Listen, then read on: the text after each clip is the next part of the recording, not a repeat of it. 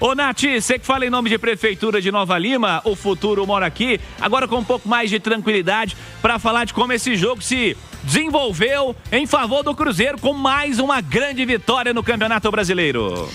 Um placar construído no primeiro tempo, um grande primeiro tempo do Cruzeiro, impecável, né? De eficiência, de boa marcação, de boa estratégia. Nós já falávamos no pré-jogo que às vezes é muito mais sobre o adversário do que necessariamente você ficar o tempo todo mudando o seu jeito de jogar, né? O adversário hoje beneficiaria o jeito que o Cruzeiro sabe e mais gosta de jogar, que é esse Cruzeiro que pressiona lá na frente, que é esse Cruzeiro que rouba a bola no campo ofensivo, que é esse Cruzeiro que nem sempre precisa ter a bola, mas sabe aproveitar bem os espaços. E tudo isso aconteceu porque o Botafogo também se expôs, não ficou tendo uma postura somente defensiva. Mas mesmo jogando fora de casa, o Cruzeiro já no primeiro tempo, ali antes mesmo do primeiro gol sair, né, que foi aos 22 minutos, o Cruzeiro já era dominante. O Cruzeiro já jogava como se estivesse em casa, tendo criado as melhores oportunidades até então. Então o 2-0 foi justíssimo, né? Cada gol construído de uma forma,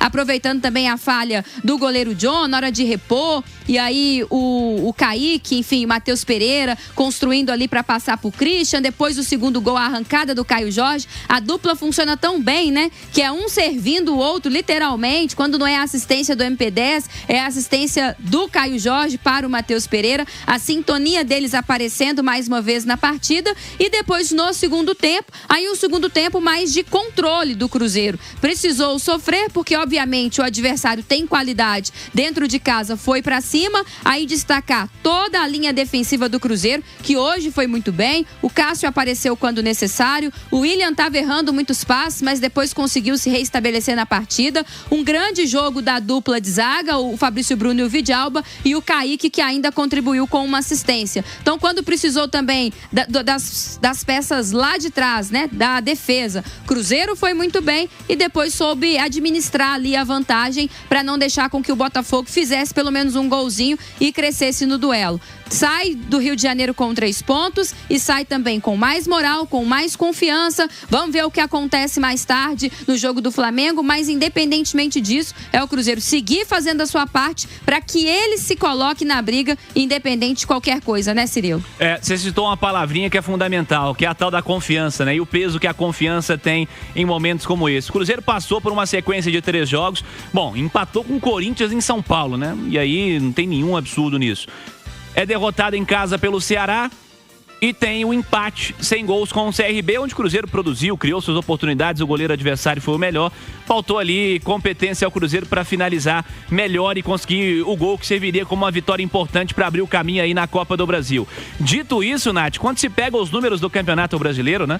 O Cruzeiro com 37 pontos, 11 vitórias em 18 jogos, apenas 3 derrotas, 4 empates também, então 7 não vitórias, 11 vitórias do Cruzeiro, 30 gols marcados, melhor ataque do campeonato agora ao lado do Flamengo, 11 gols sofridos, terceira principal defesa, tô até vendo aqui, 10 gols, 6 gols do Flamengo, 10 gols do Botafogo, 11 do Cruzeiro, é isso mesmo. Terceira melhor defesa. Terceira melhor defesa do campeonato, um saldo de 19, pra se ter uma ideia, assim, o brasileiro do Cruzeiro, cara, não tem nada pra contestar, né? Assim, o Cruzeiro saiu derrotado pelo Ceará na última semana, uma equipe que tem viveu uma boa primeira parte do campeonato e viveu uma sequência ruim também no Campeonato Brasileiro, mas esses resultados acabam acontecendo. Cara, assim, tratar o brasileiro do Cruzeiro com preocupação, o time que tá brigando ponto a ponto pela liderança do campeonato, aí beiraria a loucura, né? O Cruzeiro tem um campeonato brasileiro realmente, pra mim, é irretocável, Nath. É, irretocável. O Cruzeiro faz a sua parte com um belíssimo trabalho no Campeonato Brasileiro. Esse equilíbrio que você falava entre a defesa e o ataque, olha só, né? O Flamengo que tem esse ataque todo poderoso, o Cruzeiro já conseguiu o igualar no número de gols marcados, o que é muito importante, porque a gente sabe que entra aí nos critérios de desempate. A gente fala dessa defesa muito sólida. O Cruzeiro pegou Botafogo, Palmeiras e Flamengo E desses 3 adversários, olha só a qualidade desses 3 times. O Cruzeiro sofreu um gol nesses 3 confrontos, né?